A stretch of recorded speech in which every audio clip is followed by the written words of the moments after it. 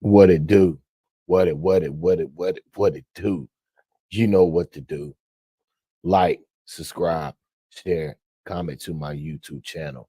Most definitely hit the bell icon. That's the notification bell that alert you all content that will drop to my YouTube channel that will hit your devices. Also, hit the thumbs up, the AKA the like button. YouTube appreciate that. S.L.R Media TV will appreciate that. Also, hit the subscribe button. All three helps my channel grow, helps helps my channel get more viewers, more subscribers, push my channel in the forefront of the YouTube algorithm. So it's very important that you hit all three and push this content and continue to support the channel. Also, make sure you go to my second YouTube channel, S.L.R Sports News TV. Great content over there. Make sure you like, subscribe, share, comment over there. All three helps my YouTube channel grow. It's all about growth. So I need everybody to support both of my YouTube channels, S.L.R Media TV, S.L.R Sports News TV. Also hit the Cash App. All proceeds go straight to the channel. Also, shout out to my subscribers. Shout out to my future subscribers.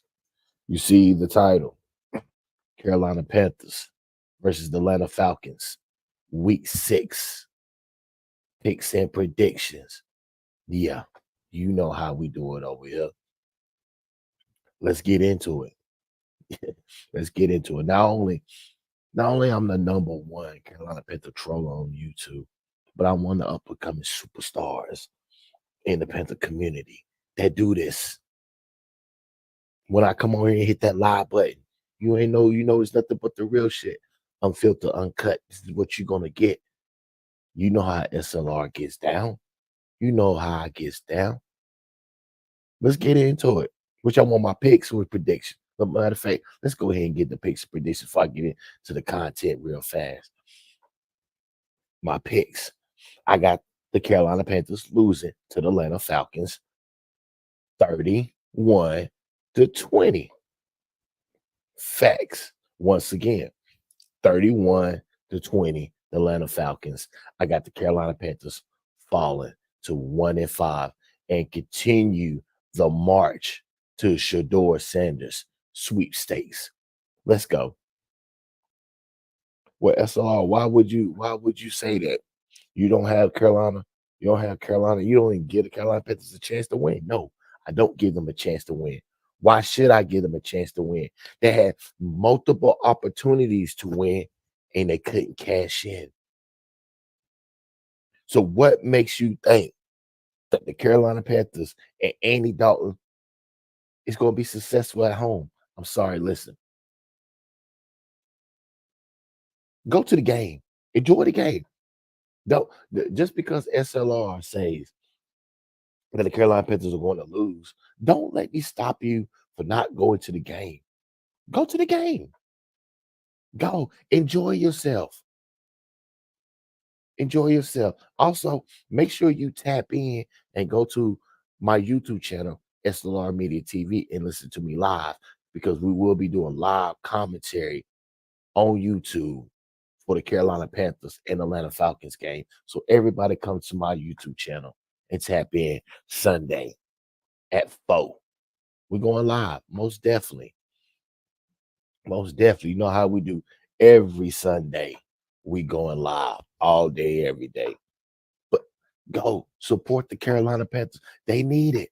They're going to need it because listen, let me tell you, this loss is going to be the toughest loss of the season. Because I'm gonna tell you how this is the toughest one because the Carolina Panthers is really one game out for first place, or 2 games out for first place, really. So if they beat the Atlanta Falcons Sunday, they're only 1 game out. If they lose to the Atlanta Falcons, they will be 3 games out for first place, and it's gonna be hard for them to catch up and win the division. So if the Carolina Panthers lose Sunday, they're out the playoffs. You can forget about the playoff contention. It's over with. They done dug themselves too much a hole. 1-5 to overcome a 1-5 to get into the playoffs. I ain't saying it can't be done, but with this team, it ain't. I'm looking for see everybody thinking that Kirk Cousins is gonna come out here and throw for 400, maybe another 500. No, this is not a Kirk Cousins game. This is a Bijan Robinson game. Watch the Atlanta Falcons switch the game plan up and watch them feed the running game heavy. This is gonna be a game where Kirk Cousins is gonna be able to rest his throwing arm. Yeah. Let me tell you again. This is a game where Kirk Cousins is gonna be going, he'll be doing a lot of handoffs, a lot of check downs. Trust me, Kirk Cousins don't have to throw for 500 yards to beat the Carolina Panthers. Facts.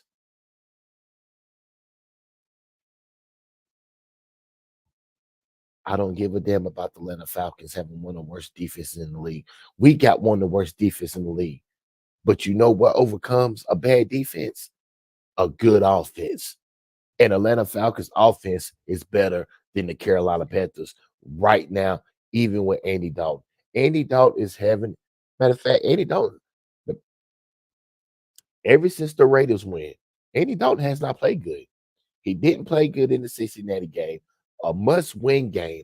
I believe that game right there, that Cincinnati game, when you're gonna go back and review the 2024 season of the Carolina Panthers, that Cincinnati game is gonna be the one that you know what we should have had. If we would have won that Cincinnati game, we would have won that Cincinnati game.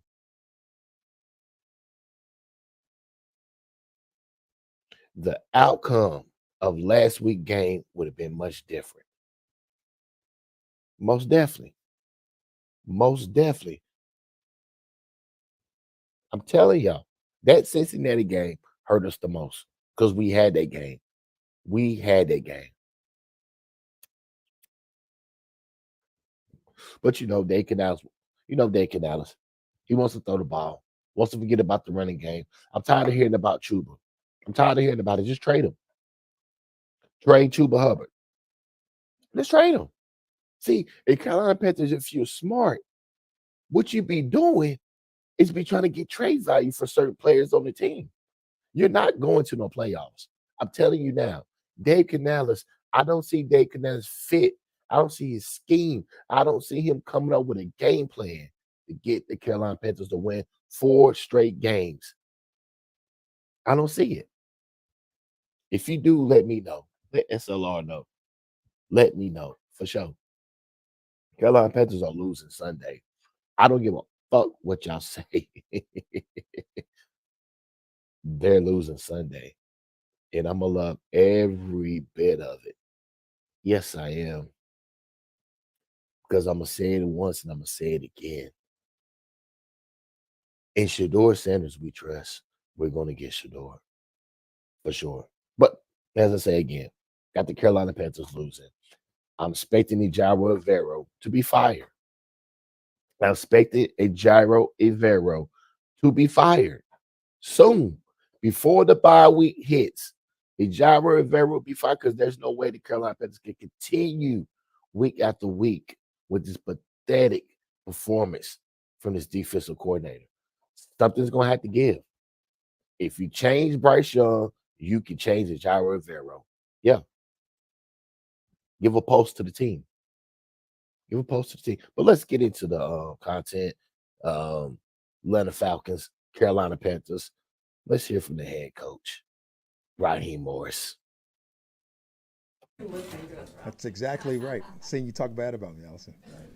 No, obviously injuries out in the going through the process of the concussion protocol.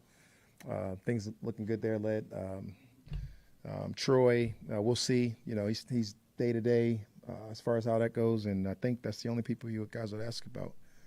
And then other than that, I'll open up for questions. Yeah, Coach, could you discuss the opening of Nate Landman's window and what that process might look like? Open his window today, so obviously he'll go out and get a chance to go out there and get some physical work with the team, be able to do some different things, get a chance to move him.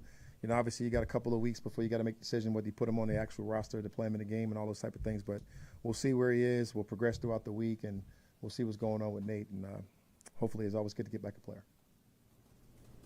What do you make of Rukoro's performance last week, and what did he do in your eyes that got him on the field down this person? It just really what you just said made me smile when you said his name.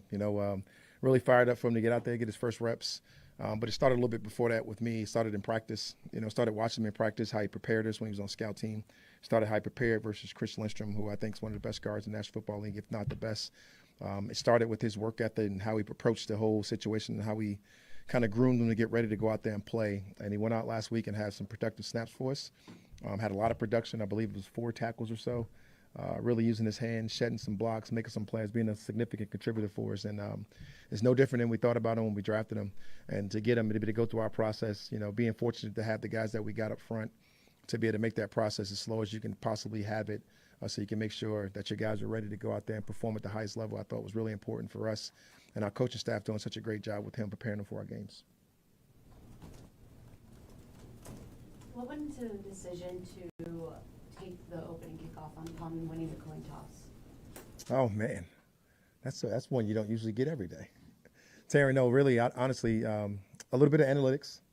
We got some people that do a lot of things when it comes to computer-generated thoughts and some of those different things. And some of it's based on your confidence and your ability to go down and get an opening score. Some of it based on some of the analytical data that you can receive from your people. Some of it's based on just the feel that day. But that day it was a little bit of both. It was a little bit of all of it. Felt really confident going out there with our home crowd, some of those type of different things. There's a lot that goes into that, but definitely that was part of it all. Is that something maybe you'll consider this weekend, going to a road environment and wanting to start fast? I hate the term start fast. I shouldn't say hate, but I don't like the start fast mentality, because what does that mean? We started fast. Oh, we're good, coach. Let's get out of here. But I do like having guys get out there and have the ability to get out there and get things going and moving in the right direction. So I don't necessarily like the start fast term, but I will say it is nice when you can get out there and get off going in the right direction with your team, getting those guys going the right way you want them to go. What are you liking so far from Darnell Mooney? It's probably easier to ask me what I'm not liking about Darnell Mooney than it is to ask me what I am liking about him. But I'm liking all the things that we thought we can get: the separator, the man-to-man winner, the route runner, the intelligence, the smart human, the cerebral kind of leader in that room. If you say Drake's the emotional leader, you would say Mooney's the cerebral leader within that room. And just how he thinks about the game. He thinks about it almost like a quarterback. Can you give us some examples of that? Because Kirk was talking about that a couple weeks ago about how Kirk feels like Mooney keeps him on his toes, even though he's the quarterback. About I better be prepared because Mooney might call me out on something. I can't actually say what he did to Kurt, but you can just see how locked in he is in the game plans, and he's got that cool for school attitude in meetings. But man, he gets everything. And he comes out of those meetings and he absolutely knows it all. He's extremely locked in on the detail of what we're trying to do from a holistic standpoint, and then his ability to have conversations with Zach and obviously Ike and all the guys in his room, just is elite company. I was fortunate enough to be around Cooper Kupp and his relationship he had with Matthew Stafford, and I won't compare us to those guys after 5 games, but I definitely see some of the similarities and some of the thoughts and the thinking behind it and how you play the football game at that position. How do you evaluate Jesse Bates' ability to make an impact play when you need it? Because it seems like somehow, some way, when you need him to do something, he comes up with it. I felt like that was overshadowed. He is amazing, isn't he? That's just what I feel like. When he's out there and he makes some of these plays, and it's happened every single week. You can pick out a significant play from Jesse Bates, whether it be his knockdown pass on the goal line and a zero coverage, or whether it be another knockdown pass versus Travis Kelce a couple weeks ago, or the timely interception at the end of the game versus Philly, or just the punch out, the 2 that he had within this game, and we end up getting 1 of the 2. He just makes timely plays, and he's one of those people that just needs the ball, not just wants it. And he goes out and he finds ways to be productive every single week, and it's really amazing. I kid him, mess with him all the time. I say he's the best defensive player in the National Football League, but realistically, man, if you go look at it, he fits in that mold, and he's one of those guys that goes out there and tries to be the best defensive player every single week. Yeah, Coach, what are your key areas of focus and improvement this week's practice going into Carolina? Oh, man, it's a lot of the repetitive things that you want to always get better at. I did like the improvement in the run game when you talked about defense last week, other than outside of the big run that we hadn't been giving up. I did like the natural improvement. If we could take away that explosive, we'd have been kind of on the mark of where you want to be in a rushing game. But you got the explosive. You can't take it away. I can't put my Monty Kiffin, but you got to give them the explosive. So they got that. So we got to get back to what we've been doing really well with the shoot awareness to keep them in the shoot. On offense, you want to be able to get out there and establish the run when we can establish it. Obviously last week, Todd almost dared us to throw it. And you went out there and you threw it that many times and had that kind of success. But you're not going to be able to win every single football game like that. So you got to be able to go establish your bases when you want to run it, how you want to run it, when you can run it a little bit better. But I think it's just a constant improvement all around. And I think every game and every week will kind of be dictated on the terms that we kind of go out there and set. We saw major upsets in college football this week. So how do you prevent, obviously professional athletes prevent kind of like almost overlooking or when you're going against a team that's kind of struggling right now? I think the National Football League is kind of a little bit different when it comes to that, right? Everybody's different. I got so much respect for the Carolina Panthers and their coaching staff, and I've coached with a lot of those guys, Ejiro and Jonathan Cooley and Todd Wash and just all the guys in their defensive staff. And I better not have any letdown because I know their thought process, I know their mindset, I know what they're doing, and I know less about the people on their offensive staff, but I definitely know the style of offense that they play and how they want to go about their business, including their head coach. So we will not. There won't be no letdowns when it comes to the preparation and how we go about our business, and that's what we do. We gotta trust our preparation. You want to go out there and hopefully get the results that you definitely want to have. A lot of guys after the game said, we didn't blink, we bend, but we don't break. When you talk about team identity, how do you think those things are feeding into what it's becoming? The coolest part is I hadn't been able to talk about it. Like I talked to you earlier, just throughout the process when I kept getting peppered by you guys about what is the team's identity. You don't decide that as a coach. You don't, right? It's the guys got to go out there and play and put it on tape. And what they put on tape has been exactly that. From the first game, losing that game by 6 points to whatever, losing by one possession to the Steelers. Coming out the following week and going out there and really not blinking again versus the Philadelphia Eagles. Right, having the ability to do that stuff within the games, whether it been New Orleans or whether it been the last win versus Tampa. The guys just don't blink.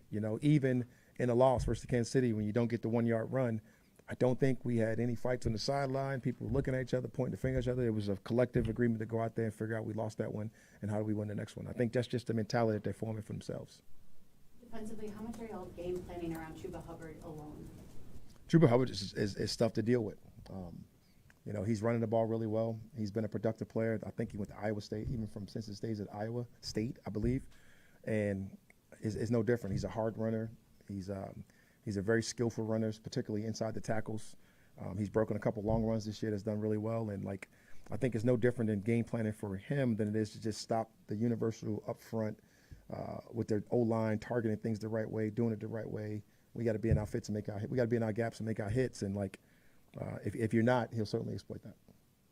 Brady, speaking of the defense, the Falcons ranked last in the NFL in total pressures and pressure percentage. What do you make of that, especially considering the team made investments to upgrade in that kind of area this offseason? You can't build it all in the same day, and I probably should have brought that up in the improvement area. That's definitely something that we're definitely focused on when it comes to improvement, and we got to get better in those stages. But we got to play in those games also, right? We haven't played with games with a lead. A lot of our games have been played from really normal D&D. We've been playing those games where it's been, I don't think any game we've been in so far has been either a 10-point advantage or 10 points down. I think everything's been a one-possession game. So, all of our games been kind of tied in and locked in. Come on in, man. Don't worry about it. It's too late now. You done interrupted us. I think all our games been kind of been locked and loaded as far as a three-point game. So, some of the production will come if you ever get a lead before, and you can play from that spot where you can pin your ears back and rush the passer, and you really get a chance to evaluate some of those things. But, we played some pretty tough games, but not to make excuses. It's definitely one of the areas you want to improve.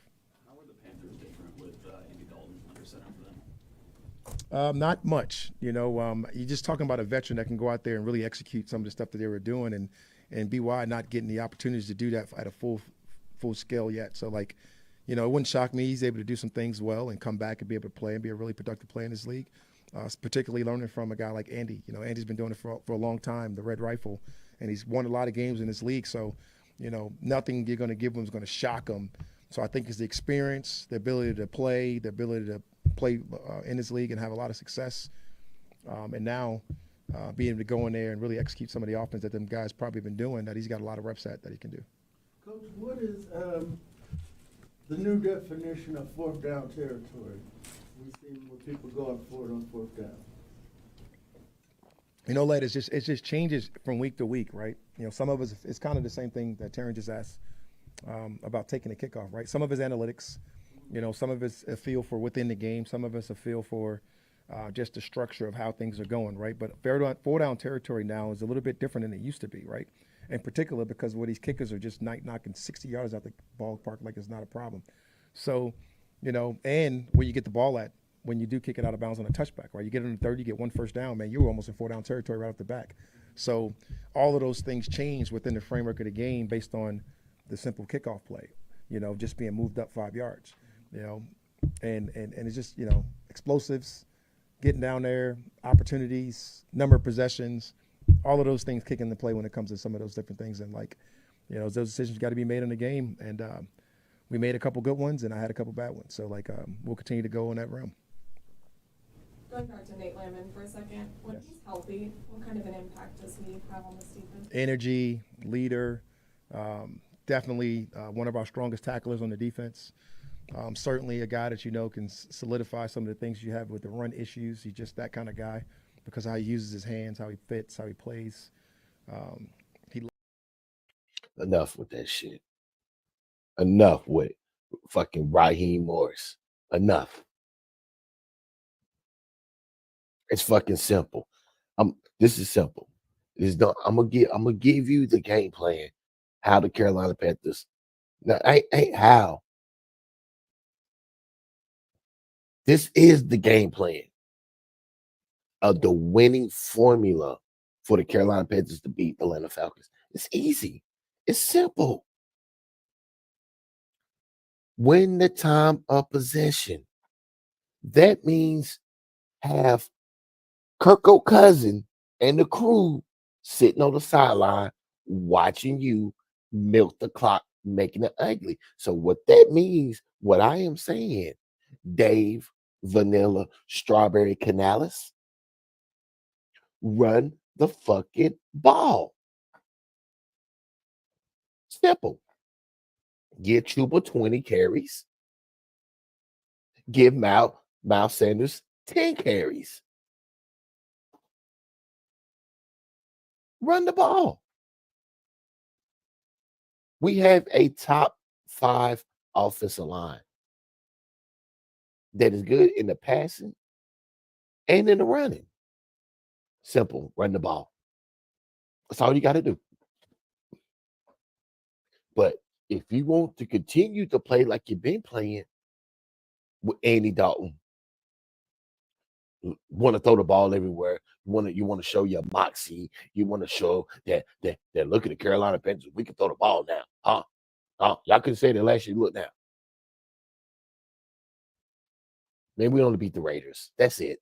We ain't did shit since the Raiders. I mean, come on, let's fucking be serious about this shit. We lose to the Atlanta Falcons. It's two people. It's two people that I'm going to blame.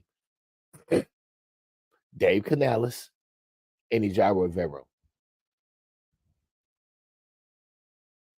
I'm just being facts. I'm just being real with this shit now. I'm just being real. How many games are you going to continue to let slip by you? How? And why?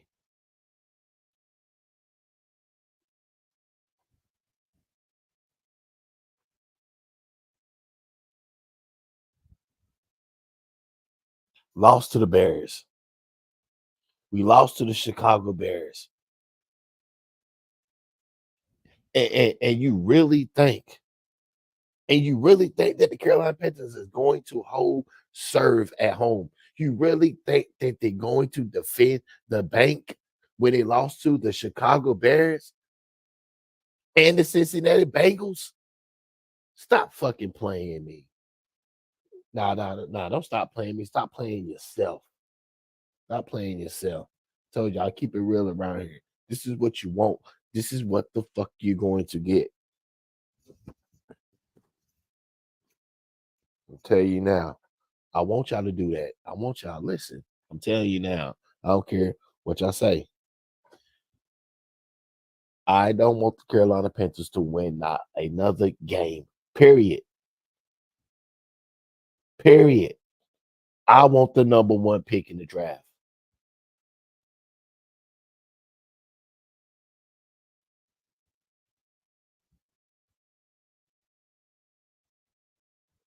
And there's just facts about it. I don't give a fuck. I want the number one pick. I don't care. You can tank, whatever, however you want to do. Just give me that number one pick. Yeah. Yeah. Let's go in the record books. You know what I'm saying? As I don't know, are we?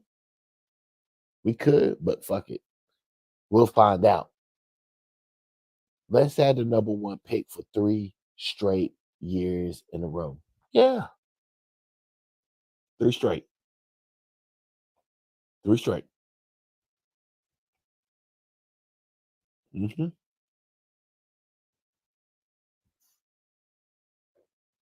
Yeah. Why not? Let's have it. Let's have that great quarterback debate. Who y'all really want? Do you really want Shador? Do you want Cam Ward? Do you want Carson Beck? Who you want? Dylan Gabriel? Or do y'all want to sit and wait for Arch Manning or Dylan Raiola?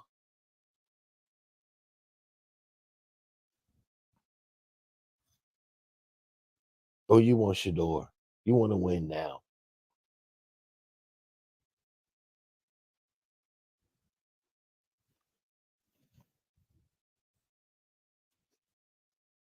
Go to the game. Enjoy yourself. Enjoy yourself. Go to the game. Enjoy yourself. You deserve it. You deserve it. You deserve it. And then when you get you, and then when the Carolina Panthers get their ass whooped, come on YouTube and listen to me. I got you. I got you. I got you. I got you. Most definitely. I'm gonna serve you up. I'm gonna serve you what you need. Got you. All news, reports, the breakdowns, the fees, the drops. I got you. I got you. S.L.R. got you. I got you. Yeah. Yeah. Yes, yes, yes, yes, yes, yes. Yep. Yep. I'm the Messiah of this. I'm the prophecy. I'm the one. Got you. I'm not going to steer you the wrong way. I'm going to steer you the right way, the righteous way, the S.L.R. way.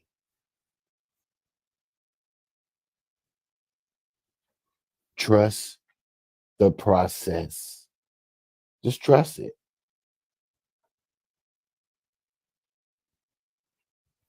The reward is going to be greater. You're just going to have to be poised and patient. See, y'all don't have that. Y'all not poised and you're not patient.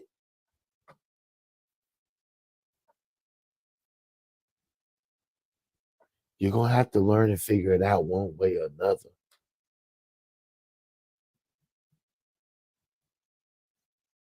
See, you're going to have to struggle. You're going to have to cry. You're going to have to crawl. You're going to have to reach. You're going to have to suffer for the Carolina Panthers to have success. I don't really know that if y'all can really endure that. But see, this is why I'm here. I'm your beacon of light. I'm your beacon of hope. I'm your aspiration to guide you through this.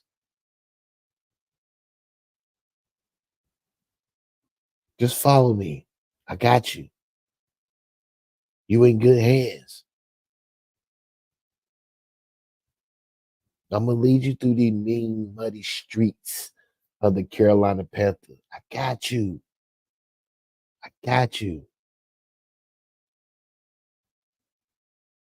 See, when you come and listen to me, I'm gonna flat out and tell you that ain't no hope. There ain't none. I'm gonna be real with you. Now you can go to other channels and they're gonna beat the hope in you. They're gonna beat it in you. They're gonna make you think that the Carolina Panthers got a chance to win Sunday. They're gonna make you think that. Yeah. Only on the simple fact because they still glorify the game against the Raiders. Yeah. Yeah. Because that's the only win.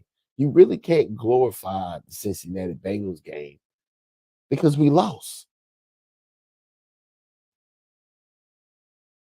So y'all still hanging on to that Raiders win to give y'all hope that y'all thought that the Cincinnati Bengals was going to lose. We was going to beat the Cincinnati Bengals. Well, you know, we lost this, but we're going to beat the Chicago Bears. We most definitely going to beat the Chicago Bears. Well, ain't no way we're going to lose to the Chicago Bears. I told y'all to chill out, relax. We're going to lose to the Chicago Bears. No, we're going to lose to the Chicago Bears. Keller Williams going to have his best game of the season. And what happened? We lost to the Bears. Caleb Williams had his best game of the season. And DJ Moore went off for 2 touchdowns, over 100 yards. Yeah.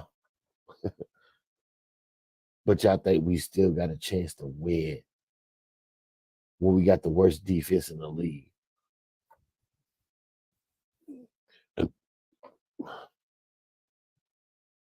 I told y'all. The Atlanta Falcons all week has been going crazy with the run. They're coming in Sunday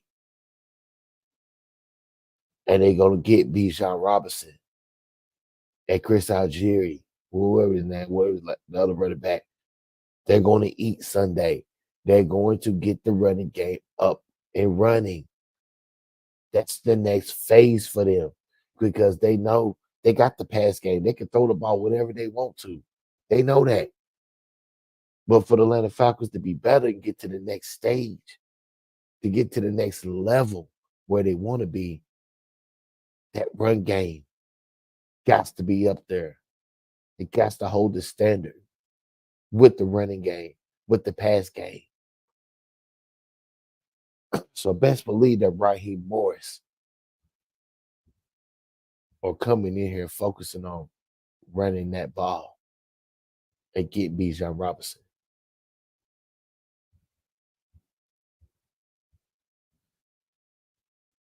Most definitely.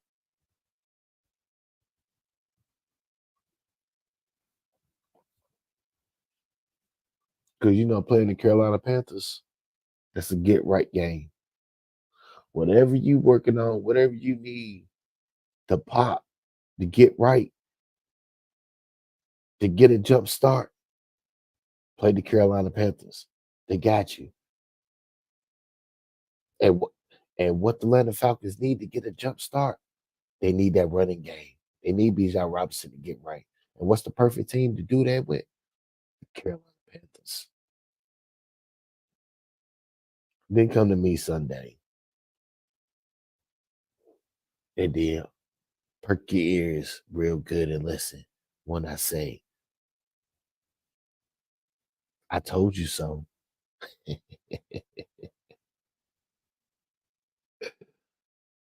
Oh, yeah, I told you so. I most definitely told you so. Yeah. Shout out to my Carolina Panthers, though.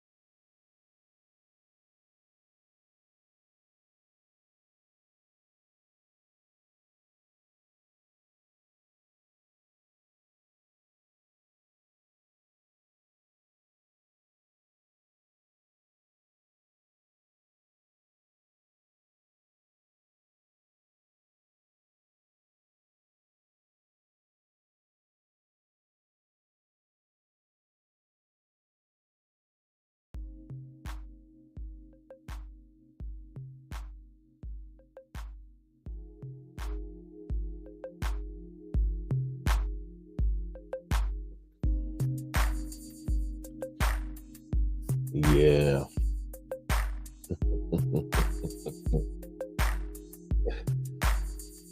uh,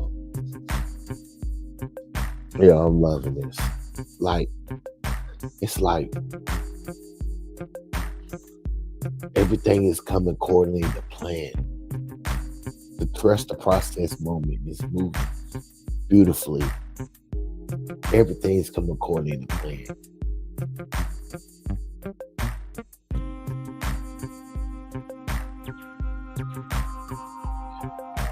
We're going to get to the success of greatness, but it's going to take time.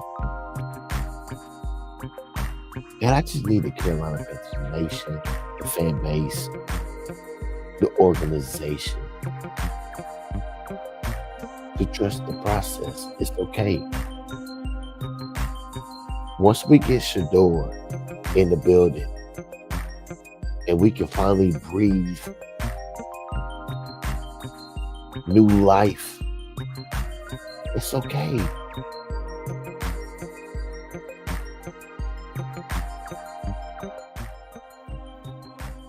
It's okay. Trust me. Sit back and relax. In Shador Sanders, we trust. You're going to have to trust the process. And listen, I know y'all want Bryce Young to come back and play. I know y'all do. I know y'all do. I know y'all do. National media, I know y'all want Bryce Young because y'all just feel bad about Bryce. It's like y'all can't sleep at night. You can't eat. It's just like poor Bryce. You're on this, you know what I'm saying? You're on this guilt trip about Bryce. So Andy Dalton, the media is against you. Hell, I'm against you.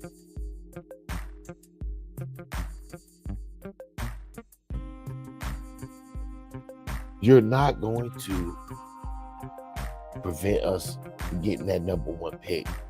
So fall back and get Bryce Young the starting quarterback. And just like an injury or something. Get sick. Let Bryce have the job back. You know what?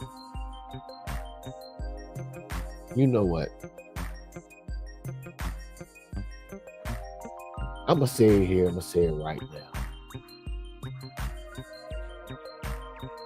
I am calling for Bryce Young to be the starting quarterback next week. Yeah. I want Bryce Young back as the starter. Yeah. He deserved it. He done did everything. Look, stop the punishment. Let him out. Let Bryce Young go out and play. Let him go out there and play with the guys. Let him outside now. The punishment is over. This is almost cruelty. Humane.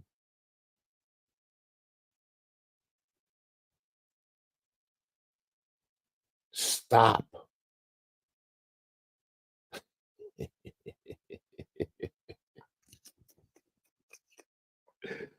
Oh shit. Oh yeah, yo, check this out, yo. Look at this shit. This shit crazy, yo. Check this shit out. Where that? Where we at? Hold up, where we at? Let me see. Check this out right here. Bryce, would you mind signing for me today? Yeah, I got you. I appreciate it. How you doing? Good. You? Good. Keep your head up, man. I appreciate it. I'm ready for you.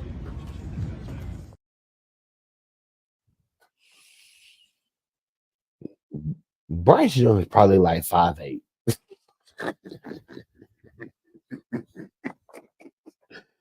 Y'all just seen him walk right beside Jack and a box plumber. Yo, Jack and the box plumber is like 6'4", 6'5".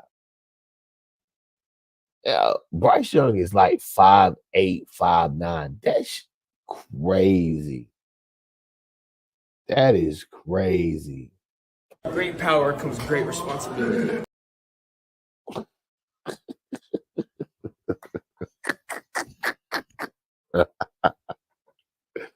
Oh, no, he didn't. No, he didn't. No, he didn't. No, he didn't. No, come on. Great power comes great responsibility. Oh, shit. Oh, what? Bryce Aroni. Bryce Aroni. Yeah.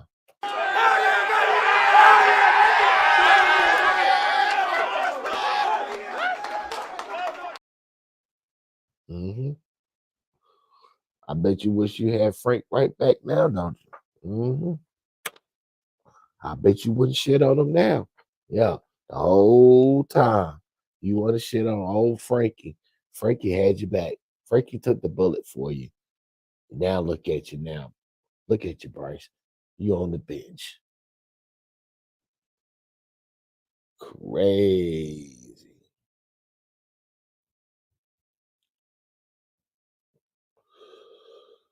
Great. Let's see. Where we at? So I got on the phone and I saw Bryce at the Super Bowl. You see a bunch of these guys at parties and such. So I saw Bryce and I said, Bryce, remember when we were at the Super Bowl? I told you we were going to pick a quarterback, and I wasn't kidding. And I said, you want to trade in some sweet home Alabama for some sweet Carolina? So he was just excited. He was like, I don't know if you could see him on the screen. He was like a little tenseness in his face, but then he was like, you could feel him just like, I'm so happy, sort of thing through the phone. Why did you guys?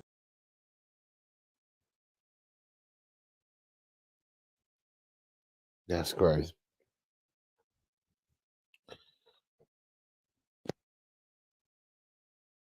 That's what you come to S.L.R Media TV for. When I drop these gems. You understand what I'm saying? When I drop these nuggets. Y'all must didn't hear David Shudnight Tepper. Yeah. He busted a load early. David Shudnight Tepper he's a quick buster. He busts early. It's probably the reason why Nikki Nicole Tepper allegedly they got separate rooms. Allegedly because when she wants to give Dave some day, he's a quick bust. He busts early. He is a 8 pump guy. 8 pumps and he's done. He's done. Ain't no replay. Ain't no nothing. 8 and done. So you can see an owner like him, a quick busser, just couldn't wait to unfeast the load on Bryce Young. So I got on the phone and I saw Bryce at the Super Bowl. You see a bunch of these guys at parties and such. So I saw Bryce and I said, Bryce, remember when we were at the Super Bowl? I told you we were going to pick a quarterback, and I wasn't kidding. And I said, you want to trade in some sweet home Alabama for some sweet Carolina? So he was just excited. He was like, I don't know if you could see him on the screen. He was like a little tenseness in his face, but then he was like, you could feel him just like, I'm so happy, sort of thing through the phone. Why did you guys?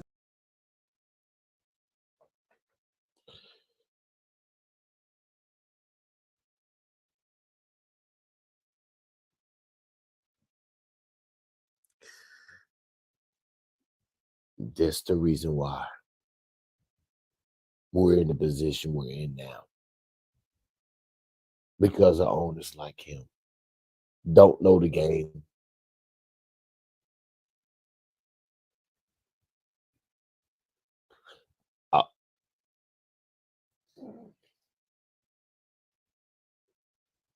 That's the reason why we're in the position we're in now.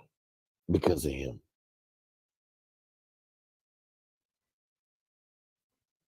Enough said about that one. What went in the decision to play Bryce at the end? Yeah, just saw it as an opportunity there. You know, we had a couple of injuries on the offensive line. And again, just like wanting to get him in there to just get some live reps. And he did a fantastic job, playing with energy, extending plays, finding some completions down the field, which was all fantastic. So, it's a hard situation, but at that point, it was just like, okay, with just the different things happening on the offensive line, it was something where I wanted to get Andy out of there, and then just give Bryce an opportunity to just continue to put some good football on there while we had time. Will you consider making a change starting next week, or are you going to stick with Andy? No, Andy's our quarterback. Yeah.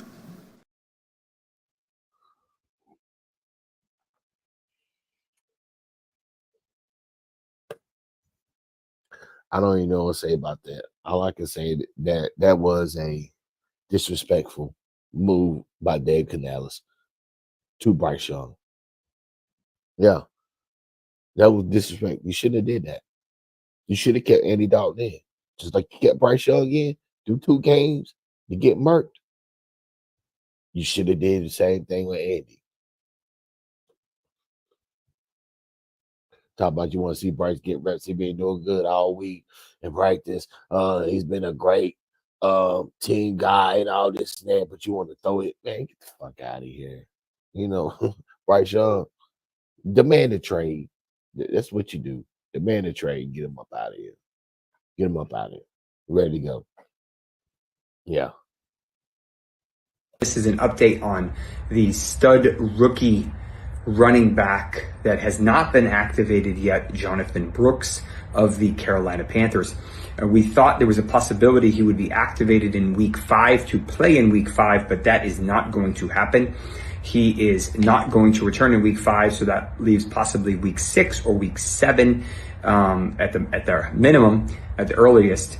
We have seen Chuba Hubbard look really good. Miles Sanders hasn't looked that bad. We saw Deontay Johnson look really good. Even Xavier Legette, the rookie, looked pretty good with Andy Dalton now slinging the rock. With that being said, Jonathan Brooks is probably going to take a couple weeks, up to a month, to really start ramping up. So I don't think he's probably going to be elite and really have a full workload until probably week 10. Somewhere around there. So those of you that are really depending on him, he's probably only going to be a flex early in the season until he can get his bearings and trust that knee again.